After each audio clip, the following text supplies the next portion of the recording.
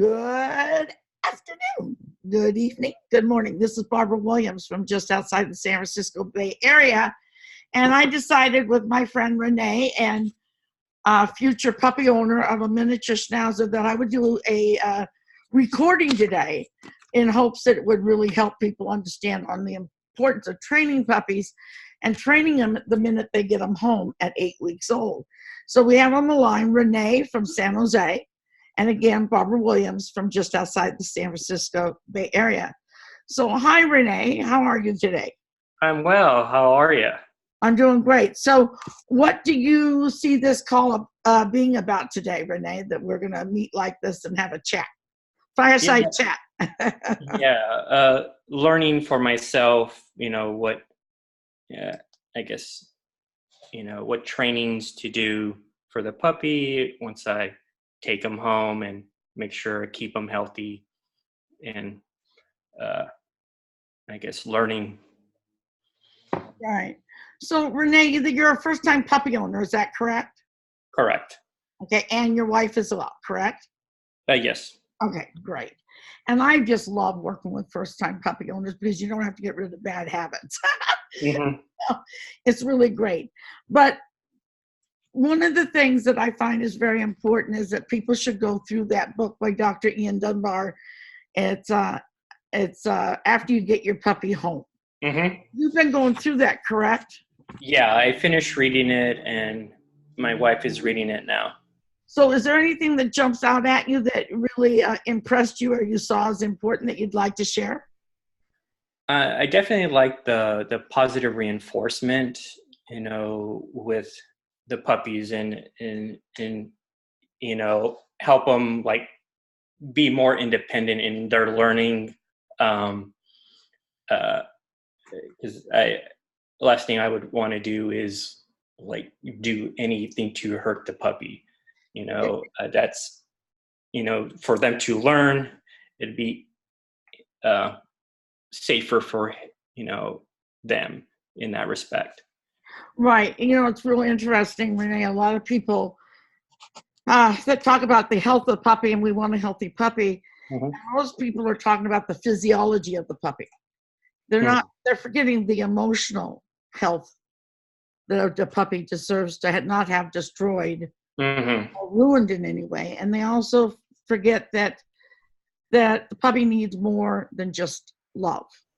Yeah. And that training puppy is showing and demonstrating love and commitment.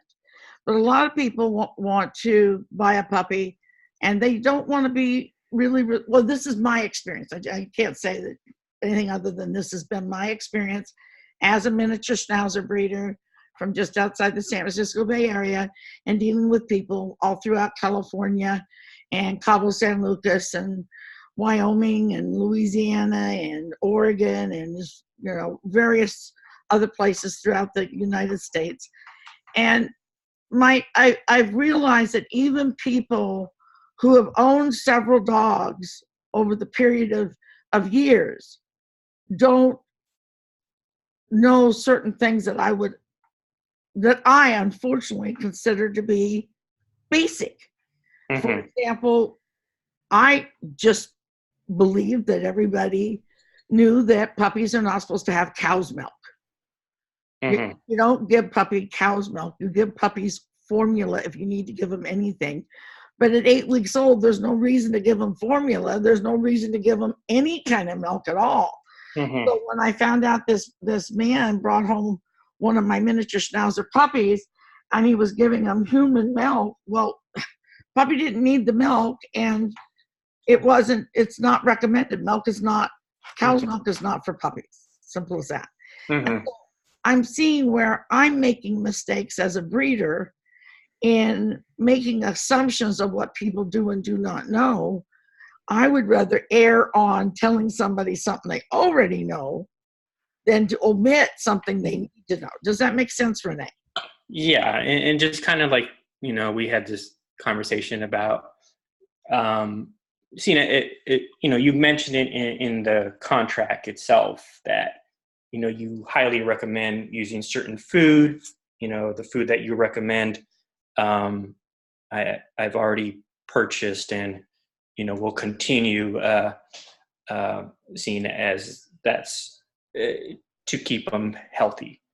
Well, yeah, and that's a good point you bring up, Renee. Absolutely a good point, because the thing is that what people don't realize, or I don't necessarily share, is that I've studied nutrition for over 23 years. Mm-hmm. And the nutrition for a dog and the nutrition for a human, there's an overlay of that. So the vitamins I use for the puppies, for example, is a human grade dog vitamin or human grade canine supplement wafer. Well, the thing that's exciting is that what people don't realize, they go, well, whatever they think, I don't know, but, they're going to go out and get their own vitamin. Well, it's not about what's on the label. It's about what absorbs, and it's not about what's on the label. It's about, will your puppy eat it? You can have the best vitamin in the world. If the puppy's not going to eat it, where are you at? Mm-hmm. You're nowhere. So I try to help people in as much as I have found a dog food. I have found a vitamin that these dogs absolutely love and go bonkers over.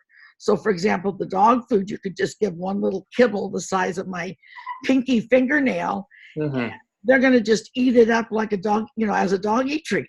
Mm-hmm. They'll do anything for that one little teeny piece of kibble. Well, the vitamins they love even more, which who would think that the dog would like a vitamin more than the dog food, right? Mm-hmm.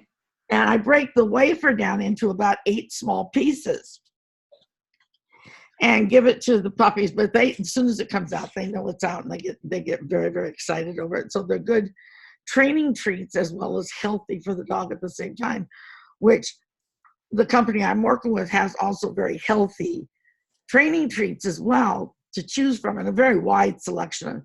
The one that I like to use the most is duck and mango.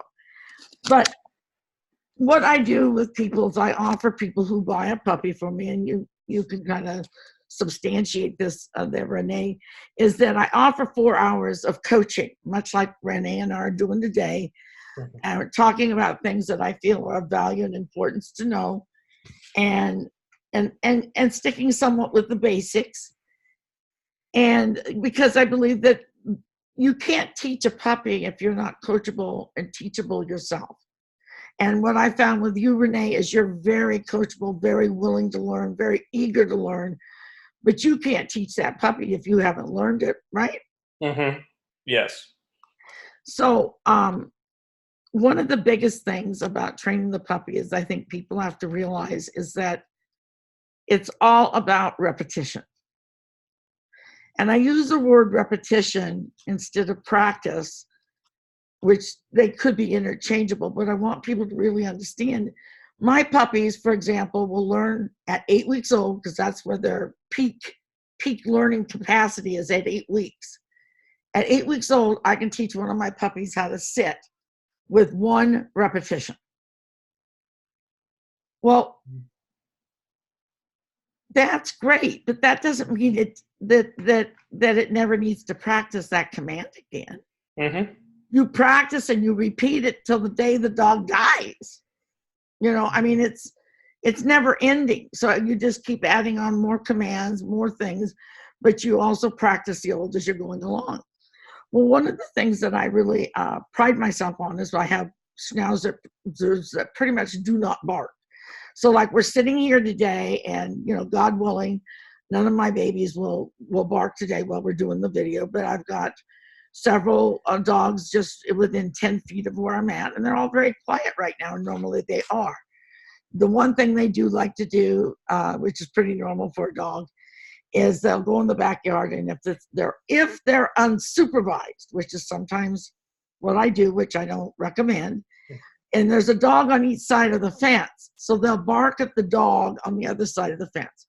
Well, that's nuisance barking, and my neighbors don't need to hear that nuisance barking. So if I can't go out with them and supervise them and play with them and keep the barking is at 0 when I'm out with them. If I can't do that, go out or keep it at 0 when I'm not out there, then I bring them in. They just, playtime's over. That's it.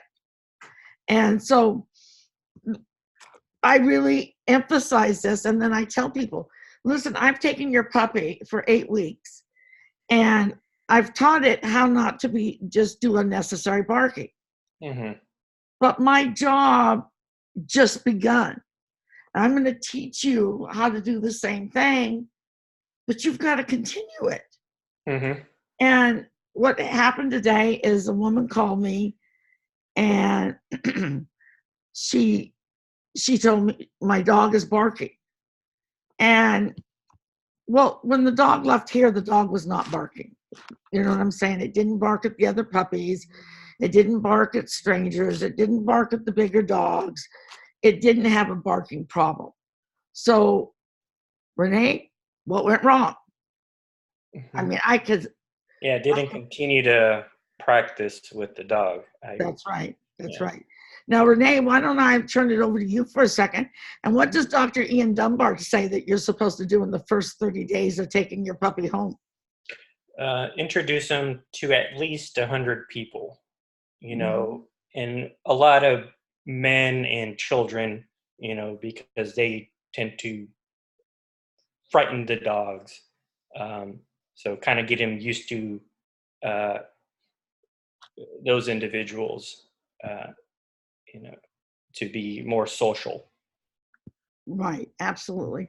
Hmm. And what I try to tell people in the sense I'm kind of telling you today, Renee, and it's just a Hmm. repetition of what we've talked about before, is that, you have the Dallas Cowboys, for example, right? And you have this great coach and you have this great team, but the coach is no better than his team.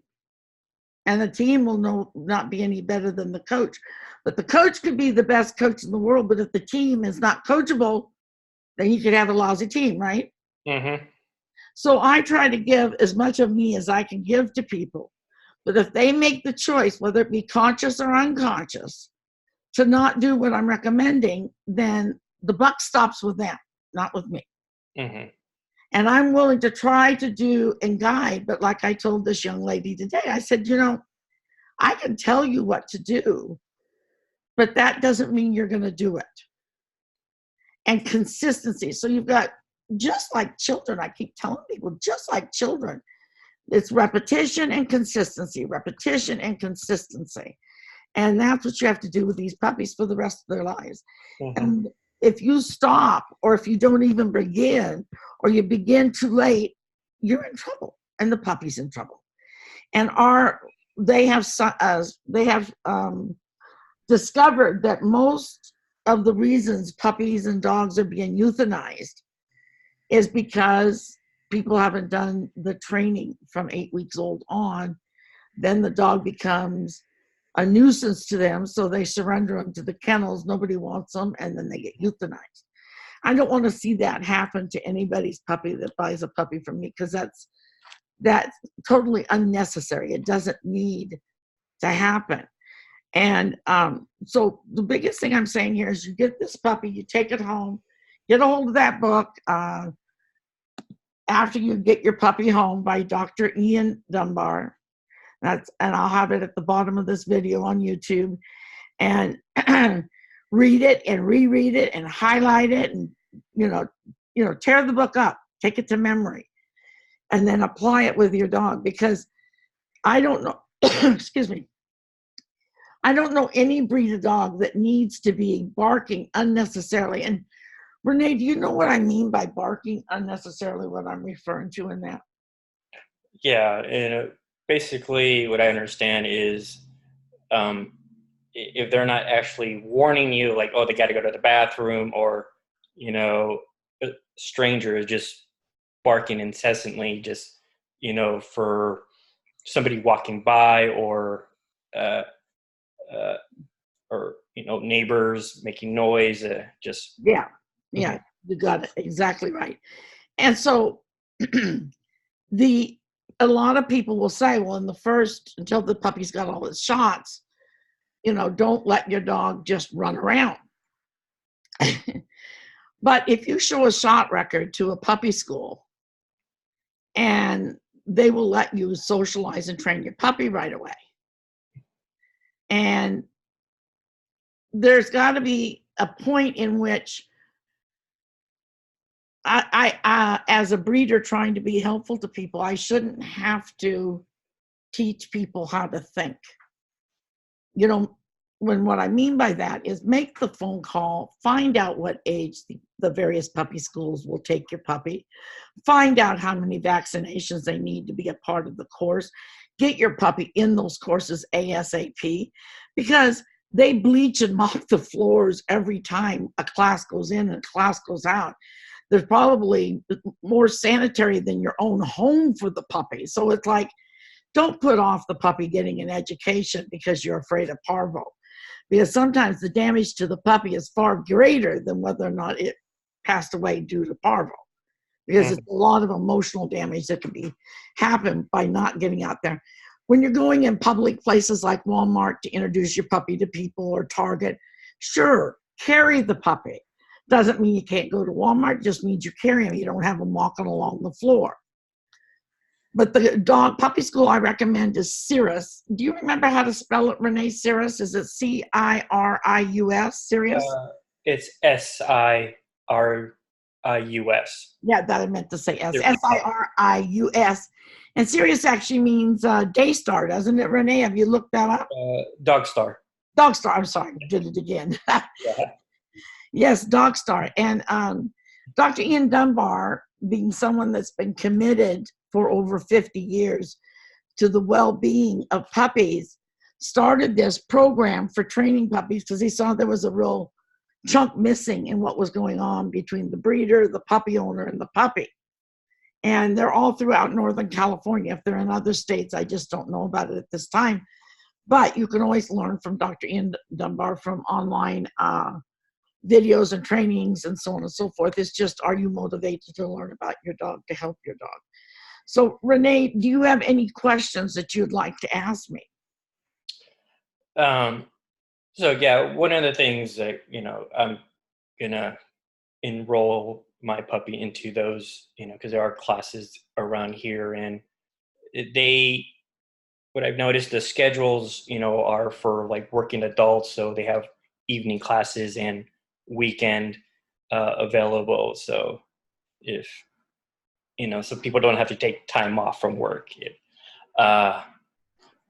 So I guess like your style of teaching, because you say like you can, in one repetition, you can like pretty much have the dog do that, and obviously, continue that on.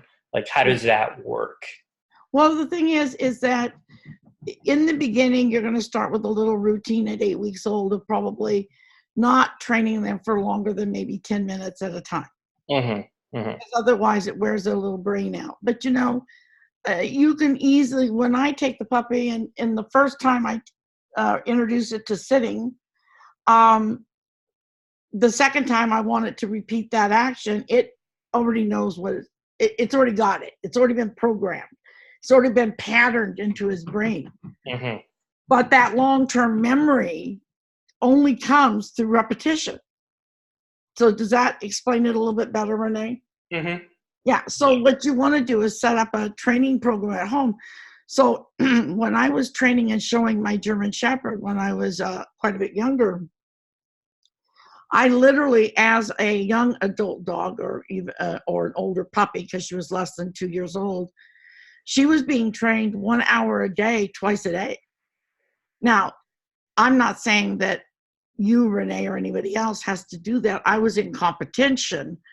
So because I was in competition, it was more important to me to advance her and teach her more commands, and then to have her perfect those commands so that we could win in a dog show ring. But still, with that being said, one of the things you're not going to have to do, anybody that owns a miniature schnauzer, is you're not going to have to do like I did, which is brush out my dog for about 30 minutes a day, where you had to back brush them, forward brush them, back brush them, forward brush them every day. I mean, that's really labor intensive. Miniature schnauzer, yes, you should run a comb and a brush through them every day, but that way they don't get matted. You're going to groom them once every 4 weeks to 6 weeks.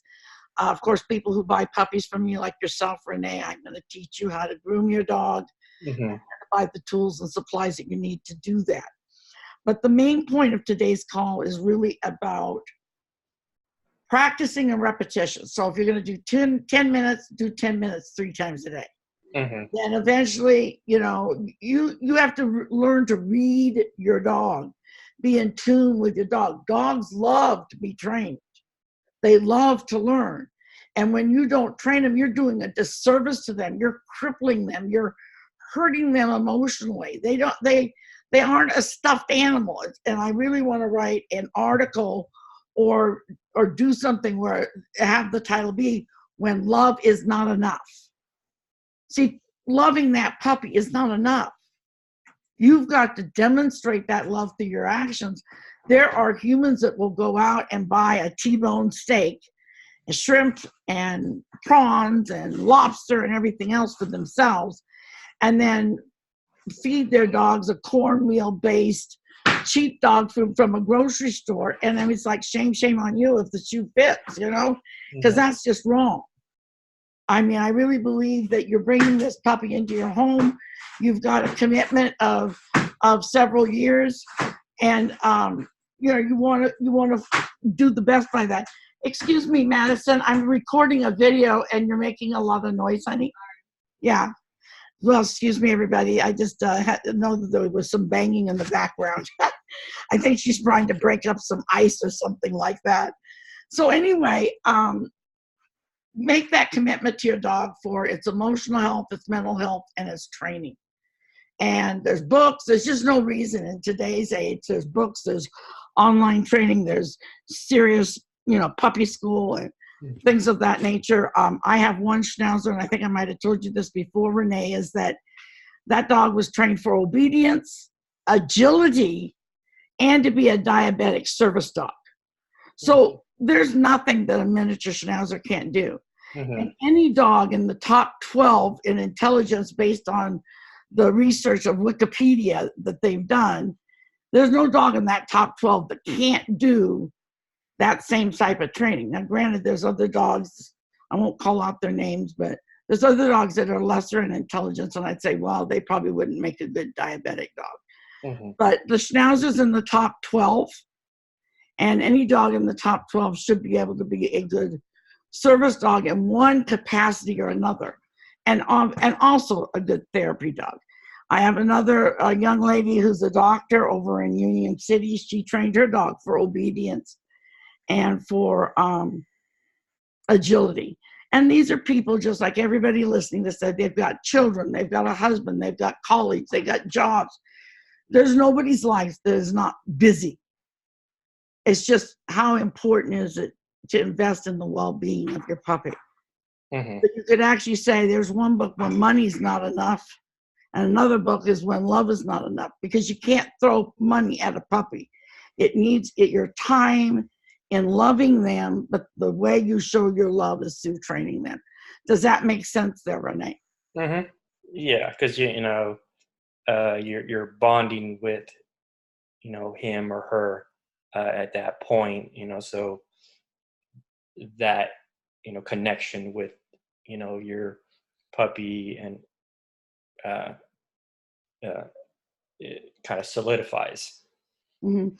Yeah, absolutely. And then, like I said, back to the point about the barking and some of the other things, it's much easier to do it right from the very beginning than to get down the road 6 months and you didn't follow the plan. And now you got a dog that's barking. This woman who called me today, her dog is barking at a shadow. It's barking at any little noise. It's barking when the window is open. It's barking at other dogs. I mean, this never should have happened, in my opinion. And I'm not blaming her. It may sound like I am, but I'm not really blaming her. But I'm saying I'm somewhat blaming myself that maybe I didn't stress it strongly enough to do your research or to call me or get what you need and understand that this is a daily commitment, mm-hmm. every day in training your dog. So again, I'm going to throw it back to you, Renee. Is there any comments you'd like to make before we wind this up, or any questions you'd like to ask, or anything you think I've left out? No, I think you've, been pretty on it with the, like the importance of, your investment in the time with your, puppy. Because whatever you invest is what you're going to get out. Right. Yeah. I think what I'll end it with this is one of the ways to teach a puppy, believe it or not, Renee, one of the ways to teach a puppy to not bark is to teach them to bark. If they know the command bark and you reward them for the command bark, then you can teach them to not bark and reward them for not barking. So they'll know the difference between bark, and they'll know the difference between that and calm. And that was another thing I put in an article that I wrote about this same subject, quite different than what we're talking about today, but similar, is that when we pick out a name for our dogs, or we pick out commands for the dogs, it's good to look at the consonant. And a strong consonant is important because the dog is able to hear and connect with the command better. So like calm, quiet, shush. What's the difference between that? Calm, quiet, shush. Yeah. Shush is not a strong consonant, is it? Mm-hmm. Do you see what I'm saying? A little ambiguous. I beg your pardon. Yeah, it's it's just not. Paul, that's not a strong consonant. Barbara, that's when your lips are coming together. But when you're going down into your throat to say calm, quiet, come, the dog is able to pick up on these things a little bit better. Now, it's not like you're going to destroy the dog if you give it a name that starts with a P, but it's just something to think about in the choosing a name. The other thing in choosing a name is, which you did a good job of, by the way, Renee, is that a dog's name should not be more than 2 syllables. A command should not be more than 2 syllables. Things like that. And I'll be writing some more articles and doing some more videos going through the basic commands that I believe all dogs should know, but I'm not going to get into that today. The biggest thing is teach your dog to bark on the command bark, reward them. Teach your dog to quiet or calm and reward them. And then you will have a better life for yourself, for the dog, for your friends, for your neighbors. And guess what? The whole world will be a happy place. Yeah. With that, goodbye, everyone. This is Barbara Williams from just outside the San Francisco Bay Area, and I hope to be doing more of these videos in the very near future. Thank you very much, and bye for now.